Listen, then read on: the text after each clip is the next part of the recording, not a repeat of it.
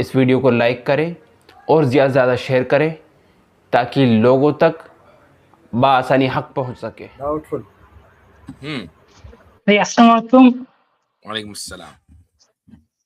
तो मुफ्ती साहब, मेरा पहला जो क्वेश्चन था वो ये था कि अल्लाह को हमें दुनिया में भेजने की जरूरत क्यों थी और उन्होंने हमें क्रिएट ही क्यों किया? क्योंकि उनकी तो कोई जरूरत है नहीं, वो स्ट्रॉन्गेस्ट है, उनके पास माने कोई हैप्पीनेस और लाइफ की जरूरत है नहीं, तो उसने सही बात। हमें क्रिएट क्यों किया और हमें जन्नत में जाने की जरूरत भी क्यों है? क्योंकि वो तो ऐसे ही रह सकते हैं ना, उनकी तो कोई जरूरत है नहीं। जी आसिम भाई, थोड़ा सा आप भी इरशाद फरमाएं।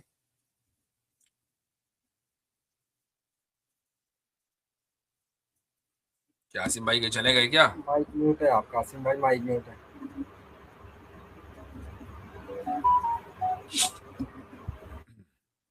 अच्छा जी, तो हमारे भाई का सवाल ये है कि अल्लाह ताला को क्या जरूरत है कि वो हमें क्रिएट करे। तो ये बात बिल्कुल सही है, अल्लाह ताला को क्रिएशन की कतआन कोई जरूरत नहीं है। ऐसा नहीं है कि अल्लाह ताला क्रिएशन के ऊपर डिपेंडेंट है, ऐसा नहीं है। लेकिन क्या वो जात के जो कंप्लीटली इंडिपेंडेंट हो, कोई भी काम किसी डिपेंडेंसी की वजह से करेगी, किसी कंटिजेंसी की वजह से करेगी? ये आपने क्यों सोच लिया? यानी हम कोई काम अगर करते हैं तो अपनी जरूरत या अपनी ख्वाहिश की वजह से करते हैं। ये हम इंसान हैं, हम ख्वाहिशात का पुतला है, लेकिन खुदा में ख्वाहिशात नहीं है। खुदा किसी जरूरत का पाबंद नहीं है। अगर आप ये कहें कि वो भी जो काम करेगा वो करेगा जो उसकी ख्वाहिश को पूरा करे या उसकी जरूरत को पूरा करे, तो हम और खुदा में फर्क कहां रहा? बराबर हो गए। यहां तक आप मेरे साथ हैं? हाँ, मैं तो ये समझता हूँ कि अल्लाह को किसी भी चीज की जरूरत है नहीं। किसी भी चीज की जरूरत नहीं। जब उसको किसी भी चीज की जरूरत नहीं है तो ये मानना कि उसने क्रिएट किसी जरूरत की वजह से किया है, ये मानना गलत हो गया। अच्छा, हाँ, आप ये कह सकते हैं कि इस क्रिएशन का फायदा किसको है, ये देखना चाहिए। इस क्रिएशन का, अल्लाह ताला ने इंसान को पैदा किया, इंसान के लिए सारे जहां को पैदा किया, और फिर इंसान अल्टीमेटली उसको जन्नत का रास्ता बताया, उसको जहन्नम का रास्ता दिखाया, वो जहन्नम के रास्ते से बचकर जन्नत में चला गया। अल्लाह जैसा पहले था वैसे ही आज है, वैसे ही आगे रहने वाला है, उसमें कोई तब्दीली नहीं होगी। तो अब मुझे बताएं, इस पूरी क्रिएशन का अल्टीमेट फायदा किसको हुआ? हमें ही हुआ, अल्लाह को तो कुछ हमें हुआ। फायदा नहीं है। अल्लाह में तो अल्लाह को कोई फायदा एडिड, कोई एडवांटेज नहीं हुआ। फायदा अल्टीमेटली हमें ही होना है। तो आप ये तो कह सकते हैं कि अल्लाह ने हमारे फायदे के लिए इस कायनात को बनाया। ये नहीं कह सकते कि अल्लाह ने अपने फायदे के लिए कायनात को बनाया। कायनात अब तो हमारे लिए बनाया, लेकिन हमको क्यों बनाया? हमारे फायदे के लिए नहीं, मैं कह रहा हूँ कि कायनात तो बनाया हमारे लिए, हमें क्यों ठीक, बनाया? हमारे फायदे के लिए ना। हमें भी इसलिए बनाया ताकि हम फायदा उठाएं, ताकि हम इल्मी एतबार से, रूहानी एतबार से, ईमानी एतबार से तरक्की करें। अब आप ये कह सकते हैं कि भाई ये भी तो हो सकता था कि ना बनाता, ये भी तो हो सकता था कि ना बनाता। यहां असल सवाल है। इसका जवाब यह है कि खुदा की बहुत सारी सिफात हैं, उनमें उन सिफात का, उनमें कुछ सिफात ऐसी हैं कि उनका ज़ुहूर उसी वक्त होगा जबकि इंसान मौजूद हो या मखलूक मौजूद हो। इंसान कह लें या मखलूक कह लें, अगर मखलूक मौजूद ना हो तो खुदा की सिफात का ज़ुहूर नहीं होगा। उसकी सिफात का तकाजा यह है कि मखलूक मौजूद हो ताकि उसकी सिफात का इजहार हो। अगर सिफत मौजूद हो और सिफत का इजहार ना हो तो यह ऐब है, और अल्लाह ताला तमाम के तमाम ऐबों से पाक है। एक आदमी, मिसाल दे देता हूं बगैर किसी तशबीह के, ये कहे कि मैं बहुत ताकतवर हूं, लेकिन उसको ताकत दिखाने का कभी मौका न मिले, न कभी रिंग में उतरा हो, न कभी किसी को पिछाड़ा हो उसने, और ये कहे मैं बहुत ताकतवर हूं, बहुत ताकतवर हूं, और कभी उसने अपनी ताकत का मुजाहिरा नहीं किया, तो उसके इस दावे को दीवार पर मार दिया जाएगा। ये उसके लिए ऐब है। एक आध मर्तबा तो ताकत का मुजाहिरा करना पड़ेगा ना। तो अल्लाह ताला की, बगैर तशबीह के कह रहा हूं, अल्लाह ताला की सिफात है, सिफत रहमत है, सिफत मगफिरत है, सिफत आदल है, सिफत कलाम है, ये तमाम की तमाम सिफात हैं। ये सिफात का इजहार ही जब होगा जब मखलूक होगी। सिफात का इजहार ना हो, कभी भी ना हो, और सिफात मौजूद हो तो ये ऐब है, और अल्लाह ताला ऐब से पाक है। फिर तो एक चीज अल्लाह ने और हमें बता- क्रिएट एक किया चीज तो और बता दूं मैं कैसे? आपको, एक चीज और बता दूं कि अल्लाह ताला ने अपनी एक और सिफत बयान की है। वो सिफत ये है कि फ़आलुल लिमा युरीद, वो जो चाहता है करता है, उसको कोई रोकने वाला नहीं है, कोई उस पर एतराज नहीं कर सकता, कोई उसको ये नहीं कह सकता कि ऐसा क्यों किया। हम फ़आलुल लिमा युरीद नहीं है, यानी हम जो चाहे नहीं कर सकते, हम लॉस के तहत हैं। अल्लाह लॉस के तहत नहीं है, वो खुदा है ही इसीलिए चूंकि वो जो चाहे करेगा। तो उसने जो चाहा किया, उसने हमें क्रिएट करना चाहा किया। अब आप ये सवाल नहीं कर सकते यार क्यों किया, ये क्यों का सवाल हम कर ही नहीं सकते, हम इस पोजीशन में नहीं है। हम इस पोजीशन में उस वक्त होते जबकि अल्लाह ताला फ़आलुल लिमा युरीद ना होता, लेकिन वो है। तो अब हम ये सवाल अल्लाह से नहीं कर सकते कि क्यों किया, क्यों का सवाल अल्लाह के ऊपर नहीं बनता है।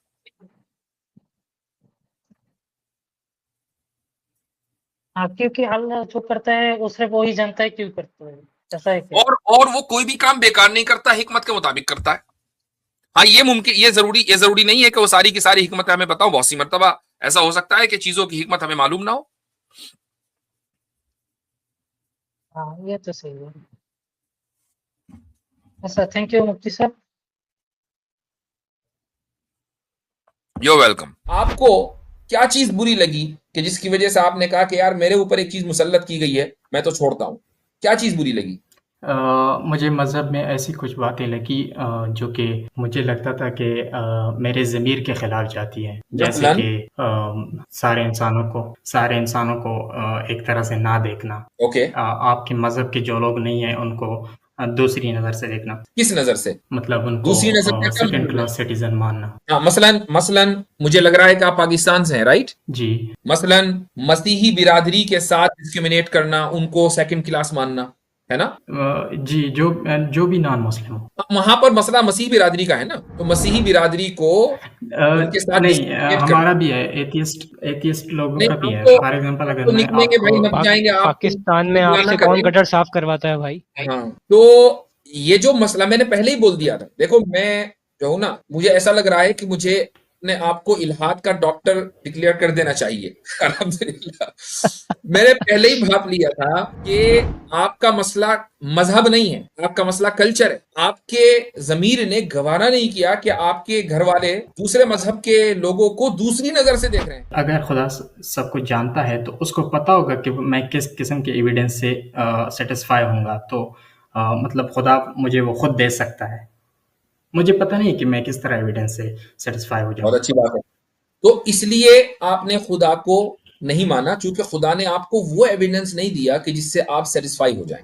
ठीक, मैंने आपसे सिंपली पूछा कि भाई खुदा का मुंसिफ होना जरूरी है कि नहीं? आपने कहा नहीं, हो भी सकता, नहीं भी हो सकता। अगर नहीं हो सकता तो फिर खुदा नहीं है।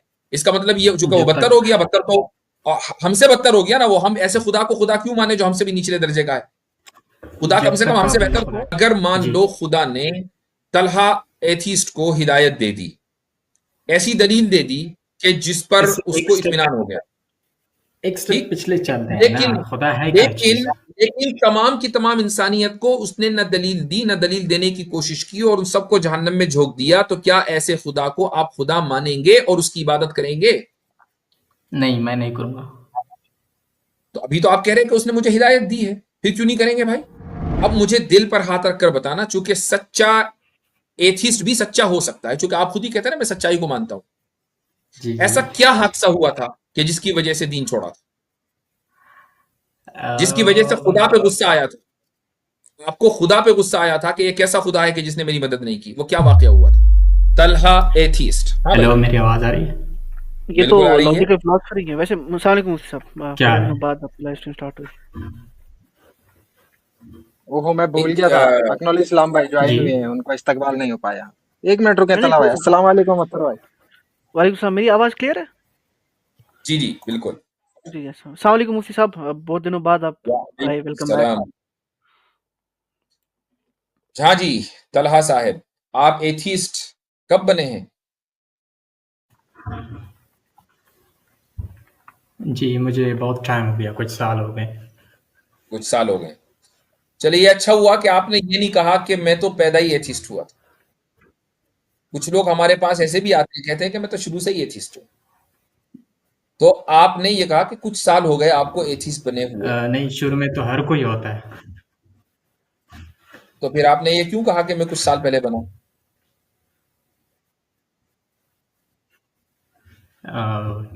शुरू में तो हर कोई होता है, लेकिन बाद में लेकिन उसके ऊपर एक मज़हब थोपा जाता है, तो अच्छा, मेरे ऊपर भी थोपा गया था, तो मैंने वो छोड़ दिया। ओके। तो वो जो जब आप एथिस्ट थे, हम्म। तो आप शुरू में, बिल्कुल शुरू में एथिस्ट थे, हम्म।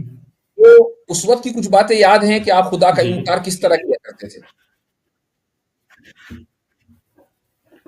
नहीं, एथियस्ट उसको नहीं कहते कि जो अच्छा, खुदा का इनकार करते हैं। एथियस्ट अच्छा, फिर उनको किसे कहते कहते हैं? हैं जो खुदा के वजूद से जो खुदा के वजूद का जो दावा है उसका इनकार करते हैं।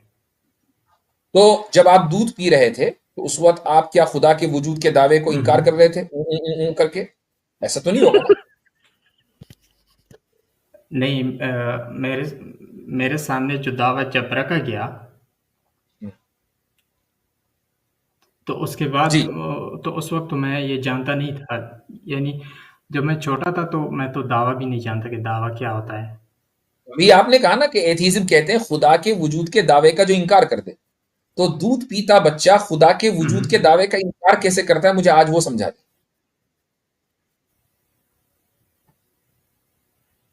मे बी ये डेफिनेशन गलत होगी।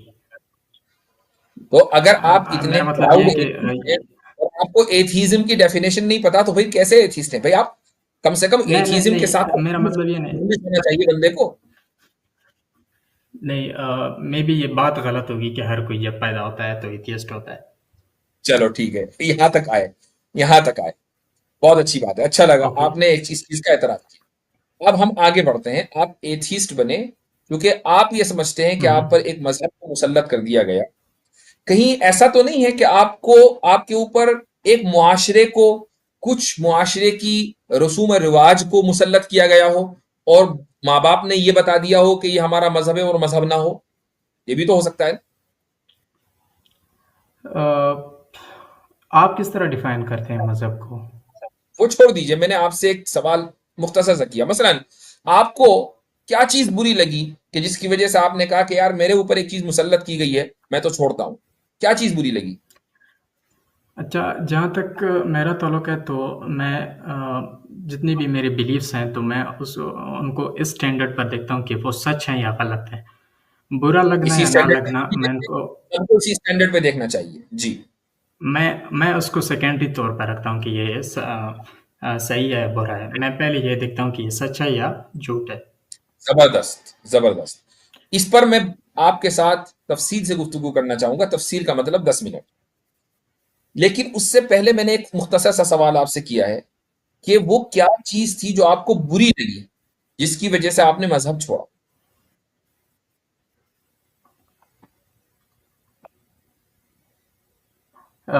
मुझे मज़हब में ऐसी कुछ बातें लगी जो कि मुझे लगता था कि मेरे ज़मीर के ख़िलाफ़ जाती हैं। जैसे मसलन? कि अम, सारे इंसानों को सारे इंसानों को एक तरह से ना देखना।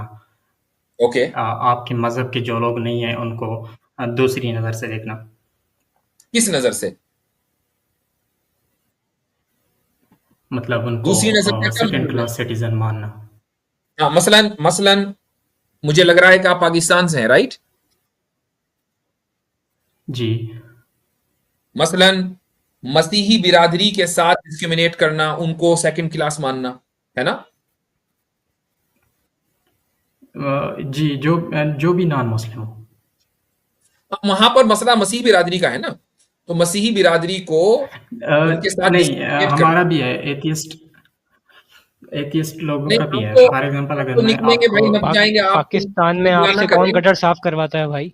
हाँ, तो ये जो मसला मैंने पहले ही बोल दिया था। देखो मैं जो हूं ना, मुझे ऐसा लग रहा है कि मुझे अपने आप को इल्हाद का डॉक्टर डिक्लेयर कर देना चाहिए। अल्हम्दुलिल्लाह, मैंने पहले ही भाप लिया था कि आपका मसला मजहब नहीं है, आपका मसला कल्चर है। आपके जमीर ने गवारा नहीं किया कि आपके घर वाले दूसरे मजहब के लोगों को दूसरी नजर से देख रहे हैं। वो दूसरी नजर क्या है सिर्फ मेरे कि घर यार वाले ये, नहीं करते। हाँ मतलब मुआशरे की बात कर रहा हूँ, घर वाले का मतलब नहीं, घरों से मुआशरे तो की बात भी मैं नहीं कर रहा, मैं स्क्रिप्चर की बात कर, मैं कुरान और हदीस की बात कर रहा हूँ।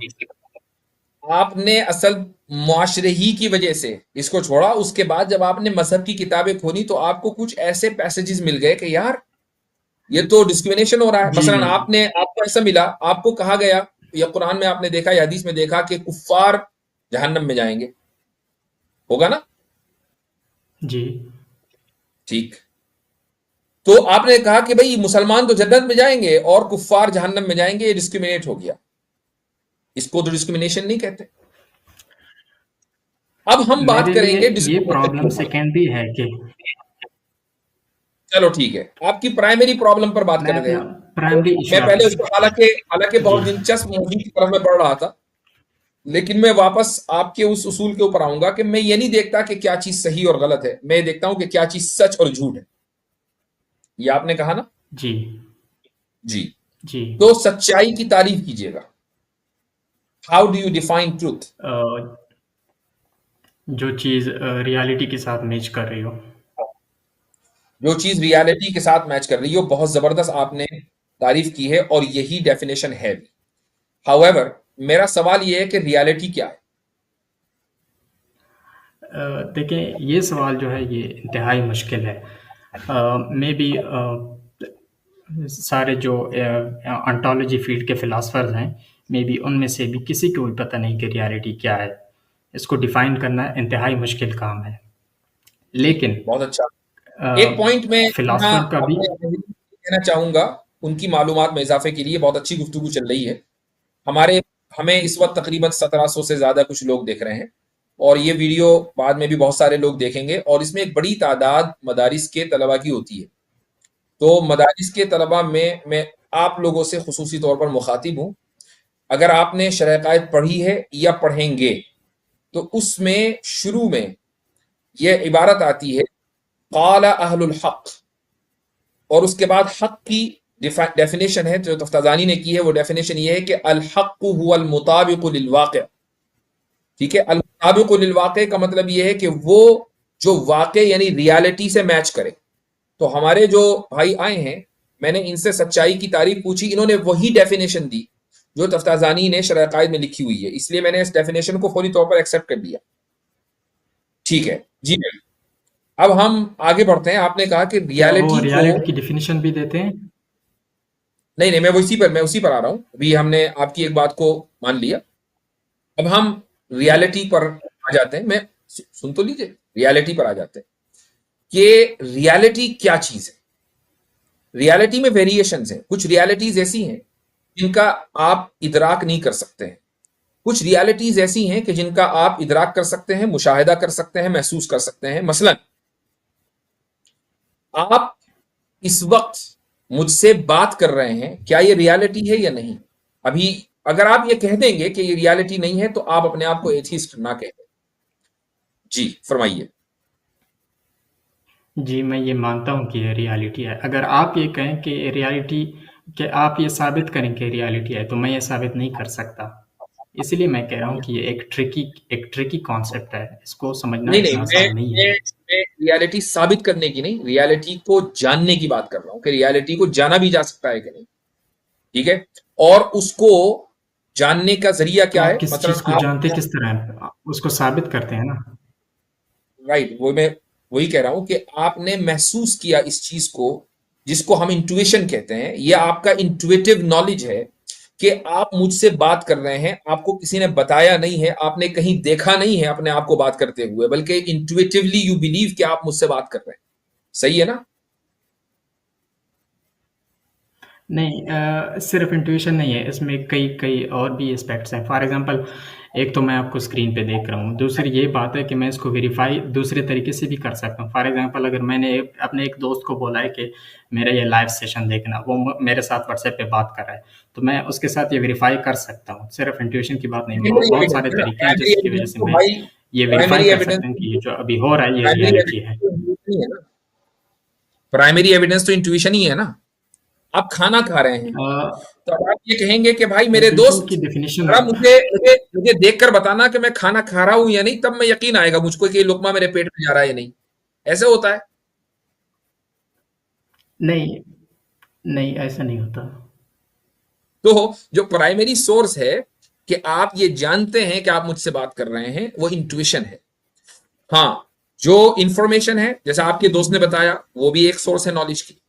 इसी तरीके से ऑब्जर्वेशन, वो भी एक सोर्स है नॉलेज की। ये सारी सोर्सेज हैं नॉलेज की, ठीक है। इसी तरह डिडक्शन एंड इंडक्शन, ये सारे के सारे जिसको हम लॉजिकल रीजनिंग के तहत लाते हैं, ये भी एक सोर्स है इंफॉर्मेशन की।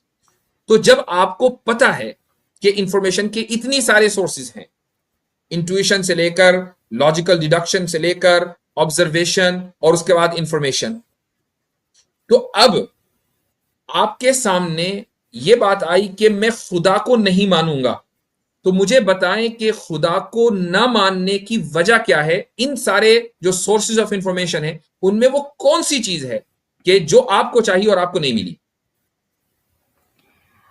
मेरे सामने एक दावा रखा गया कि खुदा है, आपको खुदा ने पैदा किया, ये दुनिया को खुदा ने पैदा किया, आप मरेंगे उसके बाद खुदा आपको ज़िंदा करेगा। मैंने ये जो सारा मेरे सामने रखा गया, मैंने उसको चैलेंज किया कि क्या आप इसको साबित कर सकते हैं, आपके पास क्या सोर्स ऑफ नॉलेज है जिसकी वजह से आप कह रहे हैं। तो उनकी एक्सप्लेनेशन मुझे सेटिस्फाइंग नहीं लगी, तो इसलिए मैंने कहा कि मैं नहीं मानता। आई एग्री कि आपको सेटिस्फाई नहीं लगी जिसे आप नहीं मानते। मेरे कहने का मकसद ये है कि आपको किस तरह का सबूत चाहिए था।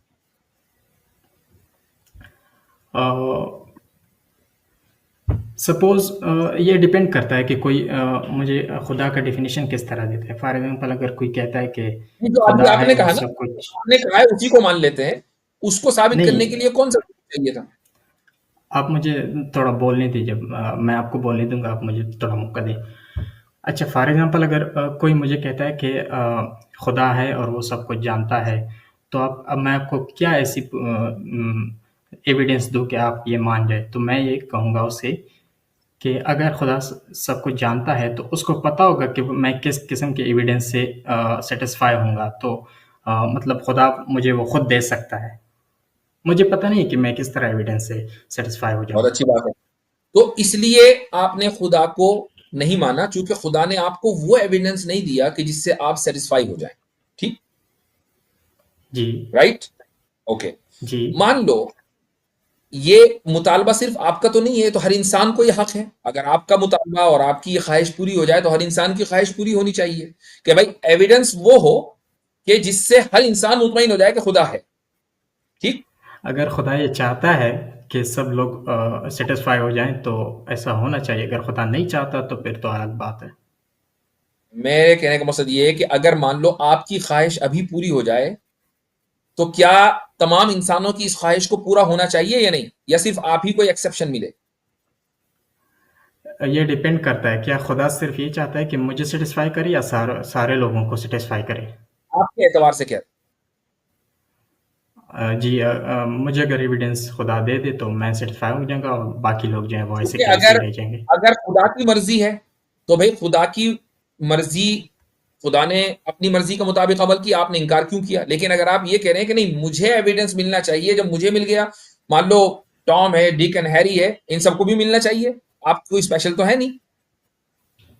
नहीं, मेरा उनसे कोई ताल्लुक नहीं ना। फॉर एग्जांपल वो उनके ना हो खुदा के ना हो, आप लेकिन पूरी इंसानियत में हर आदमी को ये हक है कि भाई अगर ताहा एथीस्ट को, ताहा है तलहा है, तलहा एथीस्ट को ये एविडेंस मिल गया, तो फिर टॉम एथीस्ट को और जॉन एथीस्ट को भी ये एविडेंस मिलना चाहिए। ये उस वक्त इंसाफ की जरूरी बात है तो ये कि है ना, आप जो कह रहे हैं। इंसाफ की बात, बिल्कुल, भाई इंसाफ की आप बात। सुने मेरी बात, नहीं नहीं, अभी सुने मेरी मेरी बात का जवाब, मैंने आपकी बात सुनी। इंसाफ की बात तो यही है ना, वरना तो जुल्म हो जाएगा ना, ये ये तो तो आप फेवरिज्म अपनी होगा। तरफ से, ये अपनी पर्सपेक्टिव से इंसाफ की बात करें ना। फॉर एग्जांपल अगर खुदा कहता है कि मैं, मेरे नज़दीक इंसाफ ये है कि मैं सिर्फ तलहा को हिदायत दूंगा, बाकी दुनिया जाए बाढ़ में। जबरदस्त। अगर खुदा ने, खुदा के नजदीक ये इंसाफ हो कि मैं तलहा को हिदायत नहीं दूंगा, बाकी दुनिया को मैं हिदायत दूंगा, तो आप खुदा का इनकार किस बुनियाद पर कर रहे हैं भाई। हो सकता है यही इंसाफ हो कि आपको हिदायत ना मिले। नहीं, मैं तो ये इंसाफ नहीं मान रहा ना। मैंने तो आपको खुदा आपके के मानने न मानने पर्सपेक्टिव से से, क्या होता है भाई। एक मुजरिम अगर या अदालत के इंसाफ को न माने तो क्या अदालत को गैर मुंसिफ कहा जाएगा? मेरी बात मुकम्मल होने दे। मैंने आपको जो मुकम्मल हो गई इंसाफ की आपकी बात। डेफिनेशन दी गई थी, आपके मानने न मानने से कुछ नहीं होता। मैं नहीं मानते से क्या होता है? एक मुजरिम अदालत के, यहां तक कि सुप्रीम कोर्ट के फैसले को नहीं मानता, तो क्या नहीं सुप्रीम कोर्ट आप को यह मेरी कहा बात जाएगा समझ कि नहीं इसमें रहे। ये अदालत नहीं? बिल्कुल समझ में आ रही है, बिल्कुल समझ नहीं, में आ रही है। आप मुझे एक्सप्लेन करने दें। जी। आपने कहा कि अगर खुदा मुझे कोई एविडेंस देता है और मुझे हिदायत मिल जाती है, तो इंसाफ का तकाजा ये है कि बाकी दुनिया को भी ये ऐसी एविडेंस मिल जाए, हम्म, राइट? मैंने आपसे कहा कि आपके नज़दीक ये इंसाफ का तकाजा है। फॉर एग्जांपल, अब मैं आपसे ये क्वेश्चन कर सकता हूँ कि आप इंसाफ किस चीज़ को कहते हैं? फॉर एग्जांपल, खुदा कहता है कि नहीं, ये इंसाफ नहीं है। मतलब मुझे पता है आप ऑब्जेक्टिव मोरालिटी पे बिलीव करते हैं, लेकिन वो भी एक प्रॉब्लमेटिक कंसेप्ट है। अगर खुदा कहता है कि फॉर एग्जांपल मेरे नज़दीक इंसाफ ये है कि तलहा को हिदायत मिल जाए, बाकी सारी दुनिया चले जाए जहन्नम में, ठीक। तो आप किस तरह कह सकते हैं कि ये इंसाफ नहीं हुआ? नहीं, मैं तो ऑब्जेक्टिव मोरालिटी को मानता हूं ना, आप नहीं मानते। तो इमेजिन करें, चले ऐसा ही एक सिनेरियो मानते हैं कि एक खुदा है जो ये कह रहा है कि मैं सारी दुनिया को जहन्नम में डालूंगा, तलहा को नहीं डालूंगा।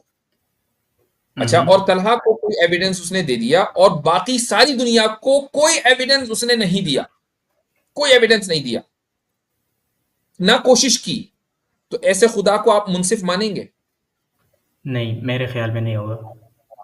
तो जब वो मुंसिफ नहीं होगा तो खुदा भी नहीं होगा, जबकि आपको वो नो दलील नो दे नो चुका नो है कि जिससे आपको इत्मीनान हो।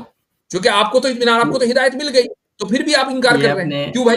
ये आपने स्लाइट ऑफ हैंड कर दिया ना, कि अगर वो मुंसिफ नहीं है तो खुदा नहीं होगा। ये अभी कहाँ आपने से आ कहा मैं गई नहीं बात? मानूंगा, अभी आपने कहा कि मैं नहीं मानूंगा, मैं खुदा जो को मेरा कंसेप्ट है नहीं इंसाफ मानूंगा। का, उसके मुताबिक नहीं मानूंगा। खुदा का मुंसिफ होना जरूरी है या नहीं? हो भी सकता है, नहीं भी हो सकता। अच्छा, क्यों नहीं हो सकता? यानी अगर खुदा मुंसिफ नहीं होगा तो क्या फिर खुदा हमसे गया गुजरा नहीं होगा? आप मुझे खुदा की डेफिनेशन दे दें। मैंने तो आपको बता दिया कि खुदा का मुंसिफ होना जरूरी है। अगर नहीं, खुदा खुदा है मुंसिफ क्या नहीं चीज़? होगा, आपने कहा कि नहीं भी हो सकता, तो अगर खुदा मुंसिफ नहीं है, मान लो थोड़ी देर के लिए आप मुंसिफ हैं, मैं अपने आप को मुंसिफ मानता हूँ, जी। मानते हैं, तो आप खुदा से बेहतर हैं भाई। तो जो बदतर है उसको खुदा क्यों नहीं, माना जाए? आपकी नज़र में खुदा क्या है? मतलब वो व्हाट इज़ गॉड? मैंने आपको बता दिया ऑलरेडी, मैंने बता दिया कि खुदा के हम उस तारुफ को मानते हैं जो खुदा ने अपना कुरान में खुद ही कराया। लेकिन मैं उस टॉपिक पे जब जाऊंगा, जब स्टेप बाय स्टेप चलेंगे ना, अब जंप ना मारे। अब जो खुदा का जब तारुफ बताएं। तक मैंने आपसे सिंपली पूछा कि भाई खुदा का मुंसिफ होना जरूरी है कि नहीं? आपने कहा नहीं, हो भी सकता, नहीं भी हो सकता। अगर नहीं हो सकता तो फिर खुदा नहीं है। इसका मतलब ये, चूंकि वो जब बदतर हो तक गया, बदतर तो और हमसे बदतर हो गया ना वो, हम ऐसे खुदा को खुदा क्यों माने जो हमसे भी निचले दर्जे का है? खुदा कम जब से कम तक हमसे आप मुझे बेहतर तो खुदा हो। की डेफिनेशन नहीं देंगे। अब फॉर एग्जाम्पल, आपने मुझसे सवाल किया कि आप मुंसिफ हैं कि नहीं। अब मैं ये सवाल कंप्रहेंड इजीली कर सकता हूँ, बिकॉज मैं जानता हूँ कि मैं एक मैटर से बनी हुई चीज़ हूँ, इंसान हूँ, थिंकिंग की कैपेबिलिटी है मुझ में, और अच्छे और बुराई की तमीज़ है मुझ में। जब तक इस तरह आप मुझे खुदा की इस तरह कोई डेफिनेशन नहीं देंगे, एक अब अच्छाई मैं और आपसे बुराई कहता हूँ कि के लिए क्या आप तो और पत्थर बातिल मुंसिफ को हो मानते सकता हैं। है? आपने पहले ही बोल दिया कि मेरे यहाँ मेयार अच्छाई और बुराई नहीं है, सच और बातिल है। तो ये मत नहीं, कहिएगा अच्छाई और बुराई की बात ना करना। ये मैं उस टॉपिक की तरफ नहीं जा रहा, ये मैं आपको एग्जांपल दे रहा हूँ। हम्म। तो मेरे भाई, खुदा आपके नजदीक जब उसका कॉन्सेप्ट ही क्लियर नहीं है, जी, अब हम जी, दोबारा उसी पर आ जाते हैं कि अगर मान जी। लो खुदा ने तलहा एथीस्ट को हिदायत दे दी, ऐसी दलील दे दी कि जिस पर इस उसको इत्मीनान हो गया, एक स्टेप ठीक। पिछले चलते हैं ना, लेकिन खुदा है क्या लेकिन चीज़? लेकिन तमाम की तमाम इंसानियत को उसने न दलील दी, न दलील देने की कोशिश की, और उन सबको जहन्नम में झोंक दिया। तो क्या ऐसे खुदा को आप खुदा मानेंगे और उसकी इबादत करेंगे? नहीं, मैं नहीं करूँगा। तो अभी तो आप कह रहे हैं कि उसने मुझे हिदायत दी है, फिर क्यों नहीं करेंगे भाई? ये हाइपोथेटिकल सिचुएशन था, आप क्या कह रहे हो? रियल में दिया है क्या? आप भी तो हाइपोथेटिकल की बात ही कर रहे हैं। आपकी अच्छा, सिचुएशन कौन सी रियलिस्टिक है? वो भी हाइपोथेटिकल ही है कि अगर कौन खुदा सी मुझे, सिचुएशन? आपने कहा कि खुदा मुझे ऐसी हिदायत दे कि जिसको मैं मान लूं, तो मैंने कहा कि क्या ये कंसेशन सिर्फ आपको मिलना चाहिए या सारी इंसानियत को मिलना चाहिए? अच्छा अच्छा आपने कहा अच्छा नहीं, मुझे ही अच्छा, मिल जाए अब काफी है, बात समझ तो ये आ भी तो गई। ओके हाइपोथेटिकल है। ओके ओके, अब बात समझ में आ गई। अगर उसने मुझे हाँ, हिदायत बड़ी दी, देर से बाकी आती है, दुनिया में बड़ी देर से आती है। किसी को भी नहीं दी हिदायत, तो आपका सवाल ये है कि क्या मैं उसको फिर खुदा मानूंगा या उसकी इबादत करूंगा या नहीं? हाँ, अगर सिर्फ आपको दी और किसी को नहीं दी और ना देने की कोशिश की। अच्छा, तो इसका जवाब ये है कि अगर मुझे पता हो कि खुदा ने ऐसा किया है कि सिर्फ मुझे हिदायत दी, बाकी सबको जला दिया, मेरी फैमिली को भी जहन्नम में जला दिया, तो मैं तो उसकी इबादत नहीं करूंगा। हालांकि उसने हिदायत दी है, तो फिर अब आप आप हाइपोथेटिकल सिचुएशन तो चेंज कर फिर रहे हैं। तो फिर आप ऐसी दलील का मुतालबा कर ही क्यों रहे हैं कि खुदा मुझे डायरेक्ट ऐसी हिदायत दे कि जिसका मैं इनकार ना कर पाऊं? क्योंकि अगर वो ऐसी हिदायत दे भी देगा तो इस सिचुएशन के अंदर आप फिर भी खुदा का इनकार कर देंगे, तो फिर ऐसी दलील का फायदा तो क्या इस मुतालबे का? नहीं नहीं नहीं, तो मैं मान तो लूंगा ना कि खुदा है, लेकिन मैं उसकी इबादत नहीं करूंगा, लेकिन ये उसकी तो मैंने इबादत नहीं अभी करेंगे, इकरार किया। जी। या आप उसकी बात, भाई खुदा का मतलब क्या है? खुदा वो जो लायक इबादत हो, वो वही तो खुदा है ना। अगर एक तो खुदा मैं उसको मौजूद है शैतान का लेकिन नाम दे लायक दूंगा। इबादत नहीं, तो वो खुदा नहीं है। खुदा का मतलब ही है लायक इबादत होना। अगर कोई ऐसी पावर है जो आपने डिस्क्राइब की है, कुछ नहीं तो पता, मैं उसको खुदा। कुछ नहीं पता मेरे भाई। देखो देखो तला साहब, ये बता, आपकी पर्सनल क्वेश्चन, अंदाजन एवरेज एज आपकी क्या होगी? 25। 25। आपकी एजुकेशन क्या होगी? ग्रेजुएशन। ग्रेजुएशन है, किस फील्ड में? मैं ये डिस्क्लोज नहीं कर सकता। कोई बात नहीं, दैट्स फाइन। अब मुझे दिल पर हाथ रखकर बताना, चूंकि सच्चा एथिस्ट भी सच्चा हो सकता है, चूंकि आप खुद ही कहते हैं ना मैं सच्चाई को मानता हूं। जी ऐसा जी। क्या हादसा हुआ था कि जिसकी वजह से दीन छोड़ा था, जिसकी वजह से खुदा पे गुस्सा आया था? आपको खुदा पे गुस्सा आया था कि ये कैसा खुदा है कि जिसने मेरी मदद नहीं की? वो क्या वाकया हुआ था? मैं सोच रहा हूँ यार कि ऐसा तो मेरी ज़िंदगी में कभी कोई हादसा हुआ नहीं है। कुछ ना कुछ तो हुआ है, इसीलिए सोचें। कुछ ना कुछ वाकया हुआ है, चाहे वो नौजवानी में हुआ हो, बचपन में हुआ हो, लॉस ऑफ लाइफ, या कुछ भी, कोई भी ऐसी चीज हुई हो, नहीं या सर, आप होल्ड ऑन, या किसी दूसरे के यहां आपने परेशानी और ईवल देखा हो और उसकी वजह से आप मुतासिर हो गए हो, तो आप अपनी लाइफ को जरा सा रिविजिट करें और देखें कि वो क्या वजह है। वरना नहीं आप सर, इसी मैंने साइकिल में, अपनी आप लेट मी कंप्लीट, आप इसी साइकिल में फंसे रहेंगे। दलील आपके पास है नहीं, ठीक है? आपको एथिज्म की डेफिनेशन नहीं पता, आपको जो लॉजिकल या रैशनल जो दलीलें या एग्जाम्पल्स है वो समझ में नहीं आ रहे। आपने कहा यार अब मैं जाके समझाऊं। आप दलील का मुतालबा करते हैं, ऐसी दलील कि मैं बस मुतमईन हो जाऊं फिर मैं खुदा को मान लूंगा। जब मैं आपको एक एग्जाम्पल देता हूं तब भी आप ये कहते हैं कि मैं खुदा को नहीं मानूंगा, फिर वो मुतालबा गलत है। देयरफॉर आपके बेसिक्स अभी ठीक नहीं है, आप अपने आपने अभी बेसिक्स ठीक करें। कहा आपने अभी कहा कि मुझे एथियज्म की डेफिनेशन नहीं आती। चूंकि आपने तो अभी शुरू में आते ही ना दूध पीते बच्चे को एथिस्ट बना दिया था और कहा था कि एथिज्म का माने ये है कि जो खुदा के वजूद के दावे का इनकार कर दे। मैंने कहा भाई दूध पीते हुए कैसे करेगा? आपने कहा नहीं, मैं उसको वापस लेता हूं। तो वो तो मैंने कंसीड कर दिया, लेकिन उसका ये मतलब तो नहीं हो कि डेफिनेशन गलत है। वो सिचुएशन मैंने उसको कहा कि वो छोटा बच्चा एथियस्ट नहीं है, मैंने वो कहा। छोटा बच्चा एथिस्ट नहीं है, वो क्या होता है? इन टर्म्स ऑफ व्हाट, मतलब क्या, मतलब कुछ नहीं होता। थीस्ट होता है? नहीं, फिर क्या होता है? ना वो कुछ एथियस्ट नहीं होता है ना होना भी तो थियस्ट होता एथीज्म है ना। कुछ नहीं होना है। भी वो तो एथीज्म है। अभी आपने तो कंसीड कर लिया कि वो एथीस्ट नहीं होता, तो थीस्ट होगा, डीस्ट कुछ होगा। नहीं होना एथियस्ट होता है, ये आपको किसने सिखाया? कुछ नहीं होना एथियस्ट ये तो होता है। आप ही लोग हमें आके कहते हो कि नहीं, कुछ ना मानना एथीज्म है, हम किसी खुदा को नहीं मानते। कुछ ना माना नहीं, खुदाओं के जो वजूद का जो दावा है उसका इनकार करना एथियज्म होता है। कुछ ना मानना, तो इसमें तो बहुत सारी चीजें आ जाती है ना। मसलन क्या? मैं ये नहीं मानता कि जमीन गोल है। वो बच्चा जो दूध पी रहा है उसको आप किस कैटेगरी में रखेंगे? वो ना एथीस्ट तो वो theist है है ना नहीं, एथियस्ट। एथीस्ट तो वो है नहीं, तो अब वो एथीस्ट होगा। और अगर ना एथीस्ट है ना थीस्ट है, तो वो इसका मतलब ये हुआ, हाँ जी बताएं। एक सिक्के के दो रुख है ना, ये तो थीस्ट या एथीस्ट। दिन और नहीं, रात, अभी मुझे पता चला, अगर दिन होगा नहीं, तो रात नहीं है, रात है तो दिन नहीं। मुझे अभी पता चला कि ऐसा ज़रूरी नहीं है, इसको फैलेसी भी है इस तरह के, for example black and white जो है। अच्छा, मैं आपसे पूछता हूँ कि एक पत्थर क्या होता है, एथियस्ट होता है या हो एथियस्ट? गया, क्योंकि पत्थर में लाइफ नहीं है मेरे भाई, बच्चे में लाइफ है, पत्थर में लाइफ नहीं है, ठीक है। अच्छा, एग्जाम्पल तो लाइफ, अब फॉल्स इक्विवेलेंस हो गया। पौधा पौधा पौधा एथियस्ट होता है या एथियस्ट होता है? उसमें कॉन्शियसनेस नहीं है। एग्जाम्पल तो जिसमें कॉन्शियसनेस हो, बिल्ली एथियस्ट होती है, एथियस्ट होती है? उसमें भी कॉन्शियसनेस नहीं है जो इंसान के अंदर होता है, रैशनल वाला कॉन्शियसनेस। वो एग्जाम्पल दो कि जिसमें रैशनल वाला कॉन्शियसनेस हो। एक वो बच्चे ठीक को है, रैशनल एक बच्चे को ये पता होता है कि मुझे दूध पीना है इस तरीके से, मुझे तकलीफ हो रही है तो रोना है, मुझे हंसना है। बिल्ली को नहीं, आपके हंसते हुए देखा है? लेवल आप अपना चेक करें। रैशनैलिटी और कॉन्शियसनेस दो अलग अलग चीजें हैं। रैशनल नहीं, कॉन्शियसनेस कोई चीज नहीं, नहीं बिल्कुल होती बिल्कुल है। बात सही है, बिल्कुल सही है। कॉन्शियसनेस की बुनियाद पर ही रैशनैलिटी आती है। अगर कॉन्शियसनेस हो तो आप जरूरी रैशनल हो नहीं सकते है। हैं। अच्छा, तो मुझे जरा एक ऐसे पौधे की कंप्यूटर एग्जांपल दें कॉन्शियस कि है? जो रैशनल हो। मुझे जरा एक ऐसे पौधे की एग्जांपल दें जो रैशनल हो। ऐसा पौधा नहीं है। क्यों? इसलिए कि कॉन्शियसनेस नहीं है भाई। क्या कंप्यूटर देखो यार, इंटेलिजेंट जब है या नहीं मेरे है? जो बात मैं कह रहा हूं ना, इवेंचुअली आप वही मानते हो, क्योंकि आपके नहीं, पास आपको बेसिक्स नहीं पता। That's the point I am trying to make. आप थोड़ा सा ओके। और स्टडी करो।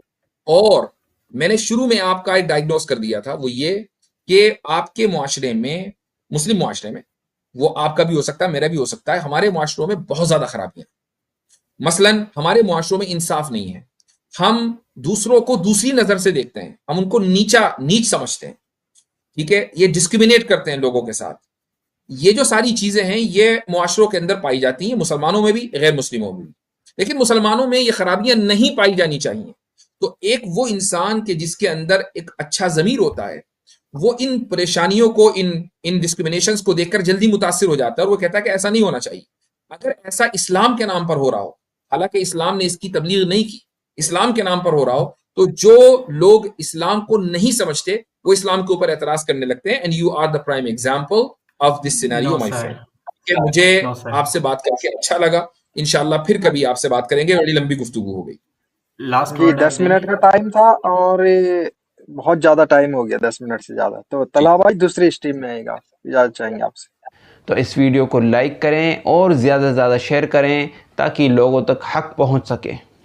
إن القرآن لنور يتفجر في جنباتي يرفعني عند مليك الخلق لأعلى الدرجات. إن القرآن لنور يتفجر في جنباتي يرفعني عند مليك الخلق لأعلى الدرجات.